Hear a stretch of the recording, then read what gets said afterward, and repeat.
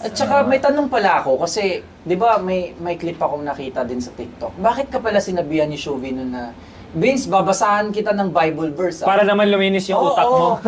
Sabi niya sa'yo. Ano bang sinabi mo? Ano yung pinanggalingan nun, pare? Ano ba nun? Ano ba yung pre? Dahil ba yun sa pagtayo? Ano?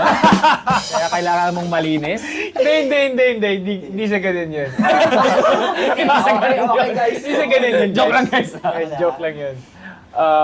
Siguro nung time na yun, ang pinaka naalala ko is nagkaka-negative thoughts ako na nasi-share ko sa kanya. Na minsan hindi ko talaga mapigilan na, alam mo yun nga yung sinasabi ko na kapag down ka talaga, para kang nasa ilalim ng lupa.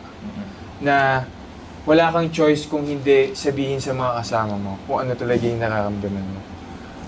Doon ko din talaga natutunan na parang, alam mo yun, ma-validate yung kung ano yung nararamdaman mo.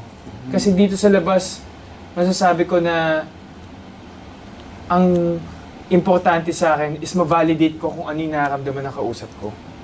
Pero dun sa loob, natutunan ko din na i-validate ko ano yung nararamdaman ko. Which is, wala namang mali. Oh. Basta importante is nagkakaintindihan kayo.